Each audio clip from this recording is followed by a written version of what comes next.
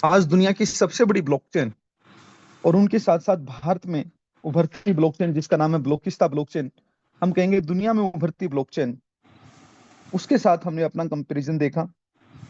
दोस्तों, हमने जाना डिसेंट्रलाइज वॉलेट क्या होता है, हमने बड़े बड़े डिसेंट्रलाइज वॉलेट्स के नाम देखे, उसमें Trust Wallet, MetaMask, Ledger, Token Pocket, SafePal, और जाना ब्लॉकिस्ता वॉलेट इन सभी प्रोजेक्ट के साथ कैसे पैरेलल खड़ा हुआ है।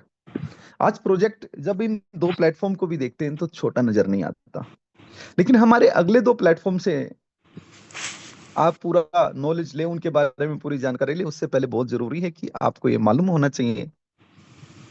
इससे पहले हम ट्रेडिंग की बात करें, फ्लिकिट की बात करें, इससे पहले हम एनएफटी की बात करें, एनएफटी मार्केट प्लेस की बात करें, हमें ये मालूम होना चाहिए कि क्रिप्टो क्या होती है और क्रिप्टो ट्रेडिंग क्या होती है। दोस्तों, मैं इससे पहले आगे बढ़ूं, एक छोटी सी स्टोरी मैं आपके साथ साझा करना चाहता हूं। स्टोरी आपको लेके है, हमारे टीम के हर एक प्रमोटर को लेके है। ये स्टोरी अभी सभी प्रमोटर्स को ये जानकारी देने के लिए बहुत आवश्यक है कि आपके पास कितना ही अच्छा प्रोडक्ट क्यों ना हो, मार्केट में उसकी सेल आए इस बात की गारंटी तब तक नहीं है जब तक आप उसको स्टोरी करना, कि जब तक आपके अंदर एक परफेक्शन है। एक दिन एक गांव में व्यापारी होता है, बहुत खुश होता है, इतना खुश होता है कि उसको लगता है शायद इस बार जो वस्तु तुम्हारे पास है, जो आविष्कार तुमने, मतलब जो हासिल आपने किया है, लगा लो हमारे प्रमोटर के लिए क्या है खजाना, उनके लिए तो एक प्लेटफॉर्म खजाना है। उनको लगता है कि इस प्लेटफॉर्म को तो लोग, इस आविष्कार को तो मेरे लोग तुरंत ही खरीदने आएंगे, भाग भाग के खरीदने आएंगे। लेकिन जब उसने लोगों को दिखाना शुरू किया, लोगों को उसकी चीजों को उसने बताना शुरू किया कि मेरे पास ये आविष्कार है, आप इसे ले लीजिए, तो वो निराश हुआ बहुत, क्योंकि लोगों ने उसकी बात तो सुनी, लेकिन उसकी बात को सुनकर किसी प्रकार का कोई आंकलन, किसी प्रकार का उस पर कोई रिजल्ट उसको प्राप्त नहीं हुआ। लोगों ने सुनी कान लगाकर, रिजल्ट नहीं मिले। अगले दिन जब उसे अपना नुकसान हुआ, पूरा दिन बताने के बावजूद भी, और वो शांति से अपने घर पे बैठा था, थोड़ा निराश था, थोड़ा उदास था, तो उसका एक साथी उसकी घर पर विजिट करता है, और साथी ने उससे पूछा, तुम इतने उदास क्यों भाई, निराश क्यों हो? तो व्यापारी, जो कि प्रमोटर के रूप में काम कर रहा था, वो कहता है, मैं इतना अच्छा आविष्कार लेके, इतना अच्छा प्लेटफॉर्म लेके, क्या जबरदस्त प्रोजेक्ट इसे लेके लोगों को नहीं समझा पा रहा हूँ, उन्हें क्या खरीदना चाहिए। साथी ने कहा, तो चलो शहर में घूमते हैं, लोगों को बताते हैं कि तुम्हारी चीज कितनी अच्छी है और इससे क्या क्या फायदा होगा। अब बताने का तरीका थोड़ा बदल गया। ध्यान से सुनना, साथी ने क्या कहा व्यापारी से, तो चलो हम शहर में घूमते हैं और लोगों को बताते हैं कि तुम्हारी चीज कितनी अच्छी है और उन्हें इससे क्या फायदा होगा। दोनों ने शहर में जाकर अपने उत्पाद के बारे में बताया। व्यापारी पहले तो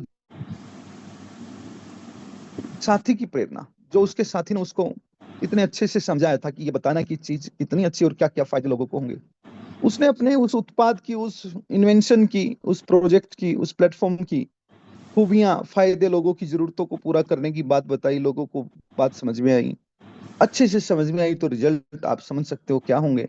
और सभी लोगों ने मिलकर उस प्रोजेक्ट को खरीदने के लिए उनकी ओर दौड़ लगाना आरंभ कर दिया। यहाँ एक छोटा सा फर्क हर एक प्रमोटर के लिए जानना पहचानना जरूरी है। आप अपने प्लेटफॉर्म के बारे में कितना ही अच्छा बोलो, दुनिया से कितना ही कंपैरिजन कर लो, उसके साथ जब तक ये नहीं समझाएंगे कि आपको ये प्लेटफॉर्म, ये प्रोजेक्ट, इसके साथ जुड़ने पर क्या क्या फायदे होंगे, इसको सबसे बाद में जरूर रखो, प्रेरक लाइन के रूप में रखो, बिल्कुल सिलेक्टिव लाइन के रूप में रखो, कि आपको इस प्रोजेक्ट के साथ, इस प्लेटफॉर्म के साथ जुड़ने पर क्या क्या फायदे होंगे। एक छोटी सी कहानी मैं आपके साथ और साझा करता हूं, और ये मुझे लगता है सभी ने सुनी भी होगी। एक शिष्य के पास जाता है और गुरु से कहता है कि मैं अब दुनिया में कुछ कर दिखाना चाहता हूँ। तो गुरु जी कहेंगे, क्या मैं कुछ कर दिखाऊंगा, तो नहीं है, कोई कमी तो नहीं है जो दुनिया को कुछ कर दिखाना। तो मुझे एक बार इसके बारे में गुरु ज्ञान दो। गुरु ने उनसे बहुत सारे प्रश्न, आपका लक्ष्य क्या है, आप किस रास्ते से होके जाना चाहते हैं, आपके निर्धारित लक्ष्य को प्राप्त के लोगों के साथ काम करना चाहते हैं, और शिष्य सब उतरा। लास्ट में गुरु ने कहा, मैंने तुम्हारी सभी बातें सुन ली है, आप अपने हाथ दिखाइए। उसके बाद गुरु अपने शिष्य को बोल, हमारे हाथों में किसी प्रकार की कोई कामयाबी रेखा नहीं है। तो शिष्य ने तुरंत वहां रखी एक कलम उठाई और एक रेखा खींच ली, कहा कि अब उसके हाथ में भी सक्सेस रेखा है कि नहीं।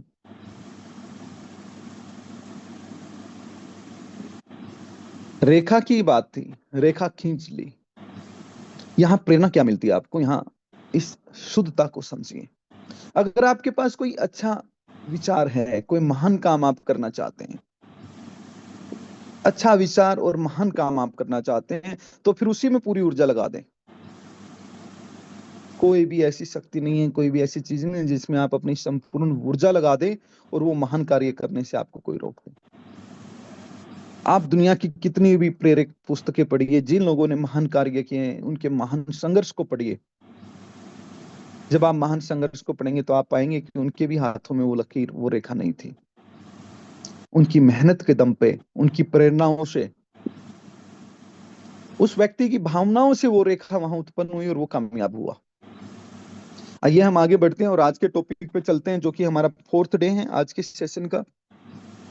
और 4th डे, ये जो 1 मंथ सेशन आपका चला हुआ है, इसमें संडे की आपकी छुट्टी रहेगी हमेशा।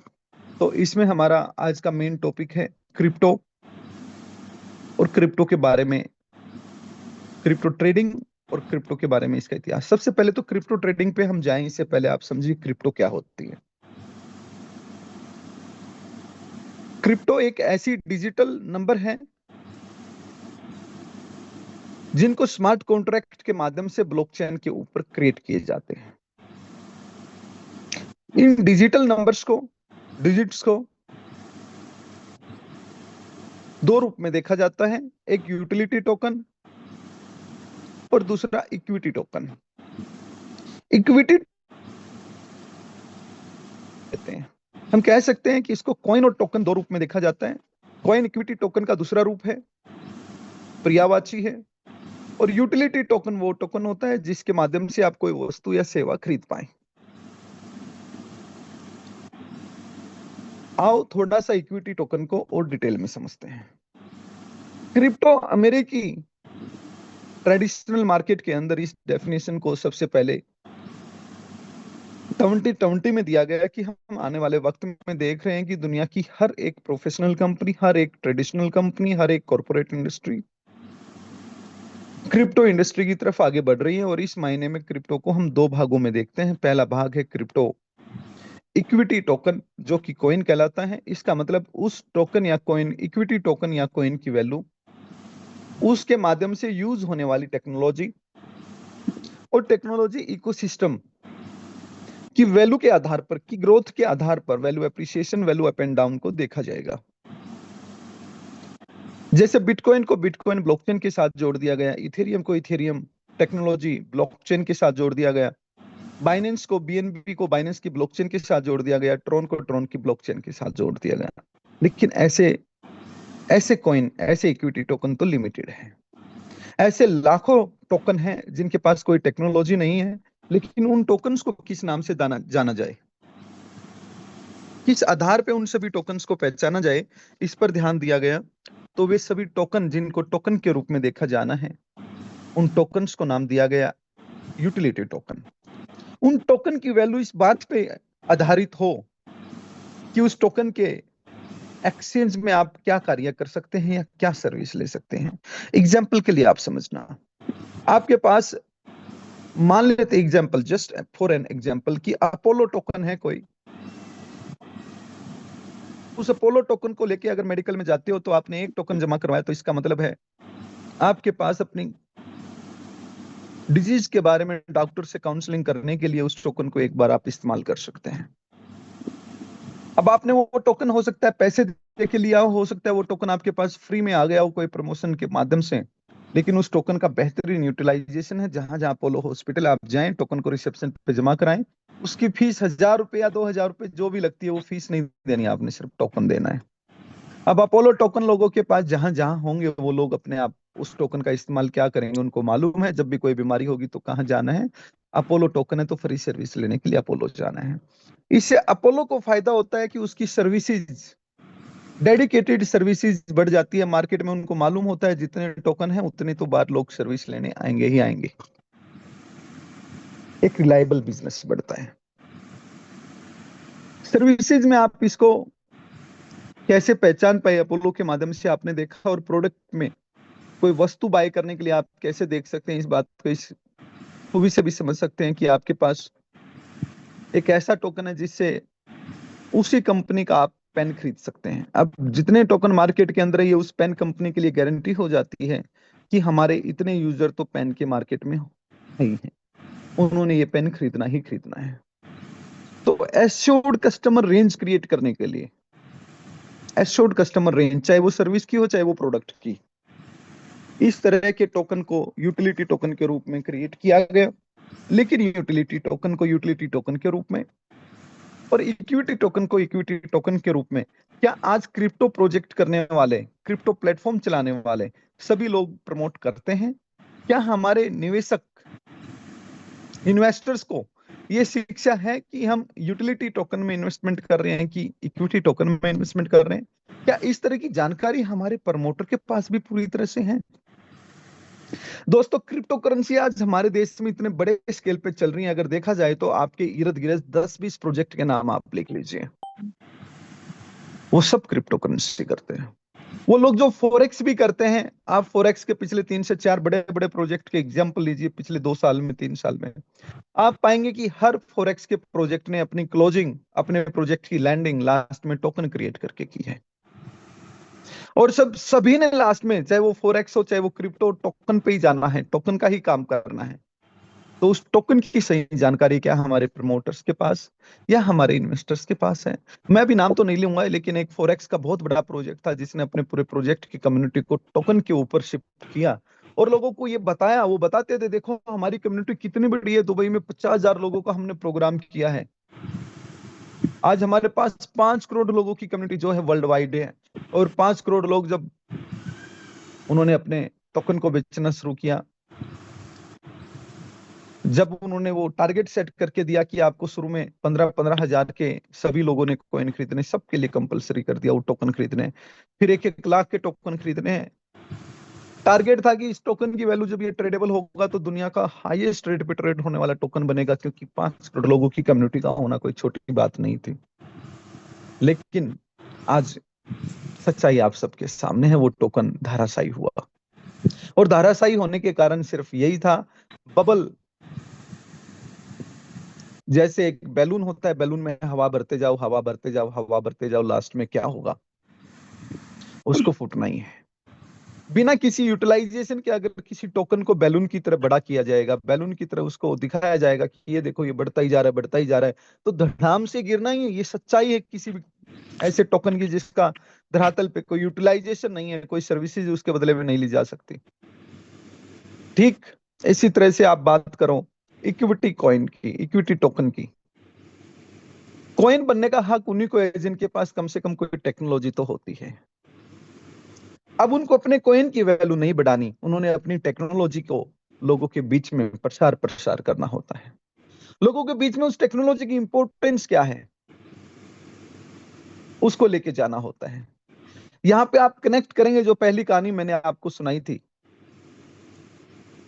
मैंने बताया था कैसे एक व्यापारी होता है, उस व्यापारी के पास एक अच्छा प्रोडक्ट होता है, वो बेचने के लिए निकलता है, अपने प्रोडक्ट की कितनी तारीफ करता है, नहीं बिकना उसके लिए निराशाजनक हो जाता है। और फिर उसका साथी आता है और बोलता है चलो ठीक है, दोबारा चलते हैं और बताते हैं बाजार को कि हमारे पास कितनी अच्छी चीज है।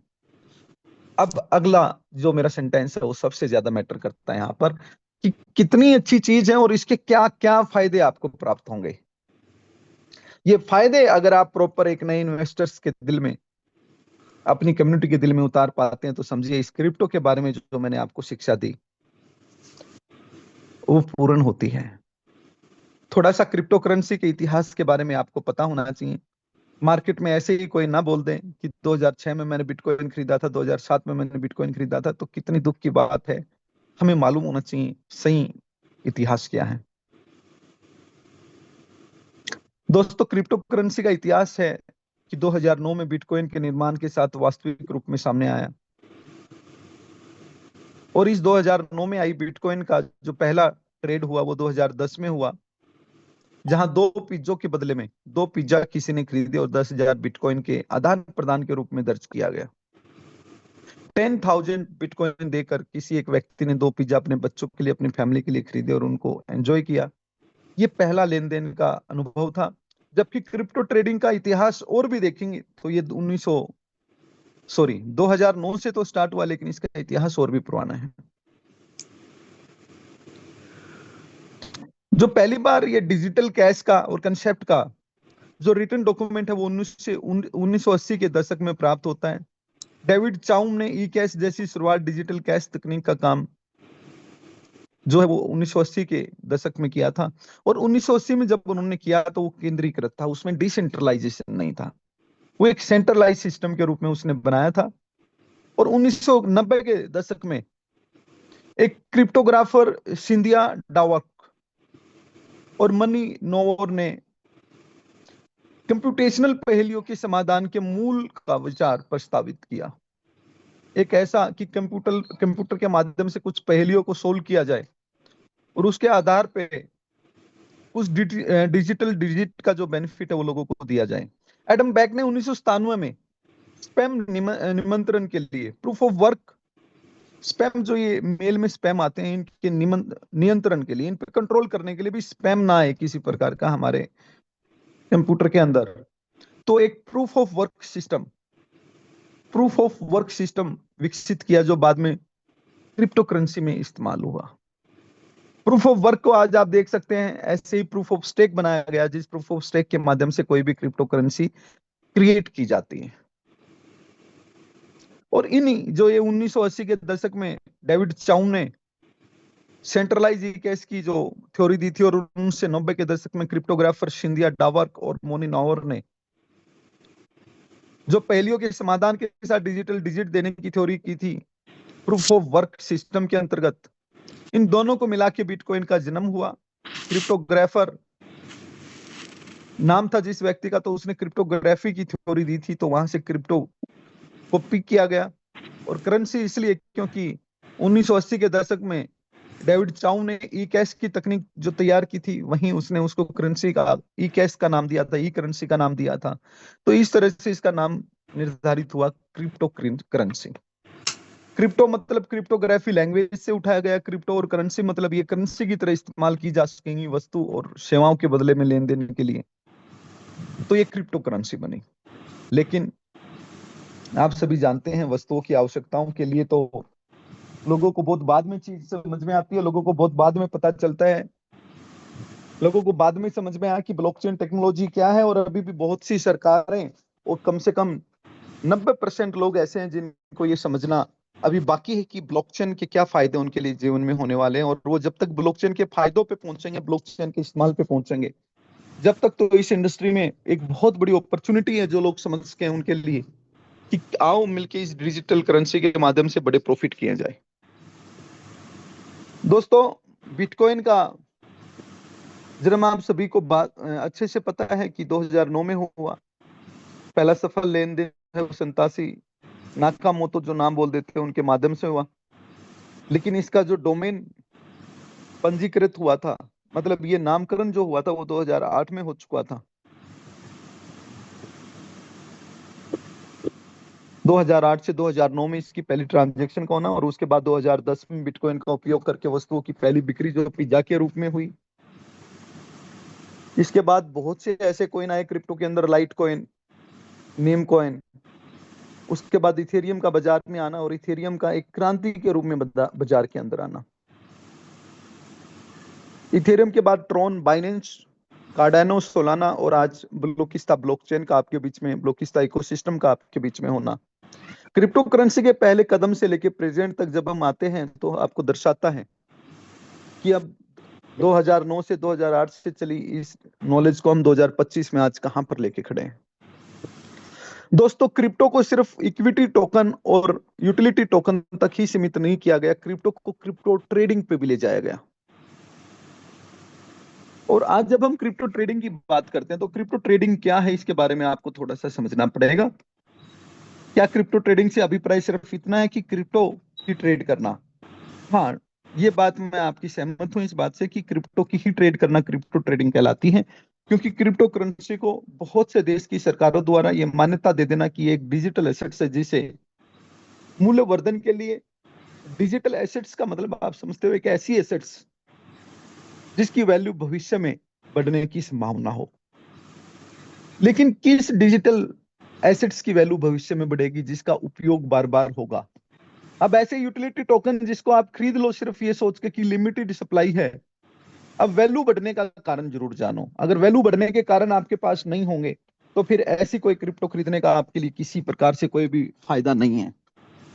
एक ऐसी डिजिटल संपत्ति आपके पास होनी चाहिए जिसका लेन देन सुरक्षित हो। एनक्रिप्टेड मोड में जो क्रिप्टो करेंसी होती है वो अपनी सभी धारणाओं को पूरा करती हो। ऐसा नहीं हो कि कोई आप वेबसाइट पे जाके डिजिटल डिजिट परचेज कर लें। आज की इस मार्केट में जहां 2025 के मैं जुलाई तक का जो डाटा गवर्नमेंट का अवेलेबल है, अगर उसको आपके सामने रखूं तो आज 4 ट्रिलियन अमेरिकन डॉलर के करीब जो है वो ये मार्केट खड़ी हुई है।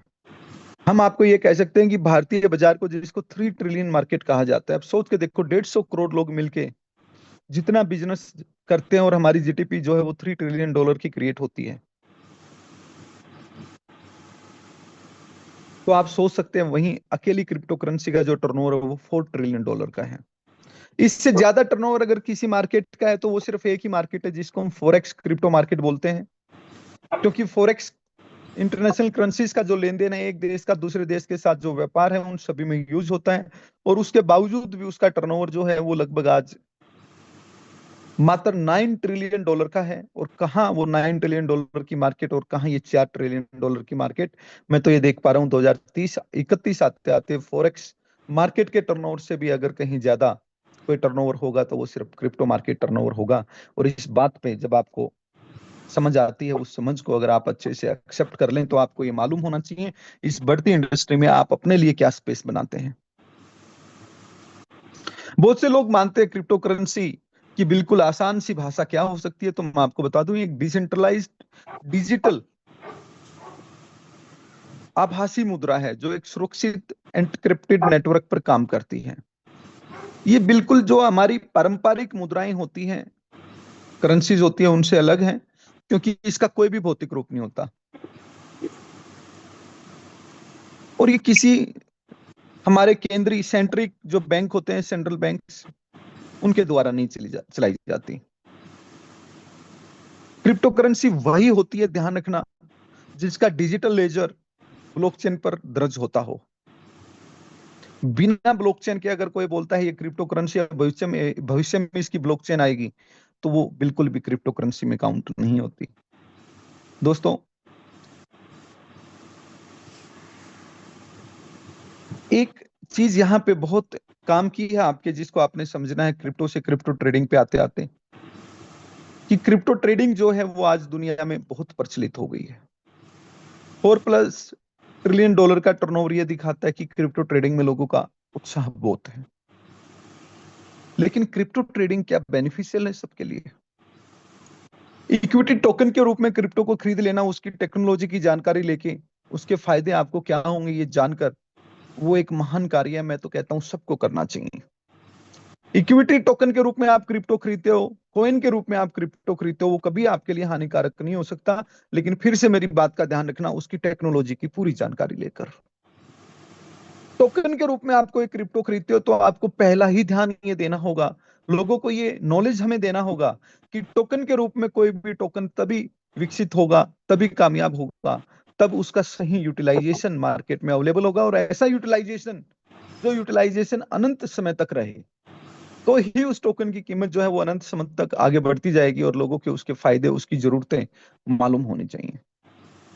इसके अलावा अगर कोई क्रिप्टो है और उस पर आप उस क्रिप्टो को, अब देखना यहाँ बहुत से लोग हैं मैं मानता हूं कोई टोकन ऐसा आ जाए जिसमें फर्स्ट क्लास से लेकर 12th क्लास तक की पढ़ाई की जाती हो, लेकिन हमारे बहुत से साथी तो 12th पास करके जीवन में आगे बढ़ चुके हैं। अब उनकी वो 12th क्लास तक का जो स्कूल है वो किस काम का। फिर हम देखेंगे हमारे बच्चे, अब बहुत से लोग कहेंगे मैं तो सिंगल हूं, मैं खरीद के क्या करूंगा, मेरे तो बच्चे ही नहीं है। बहुत से लोग कहेंगे मेरे बच्चे तो 12वीं पास पहले ही कर चुके हैं। लेकिन दूरदृष्टि क्या कहती है? क्या सभी के बच्चे 12वीं कक्षा पास कर चुके हैं?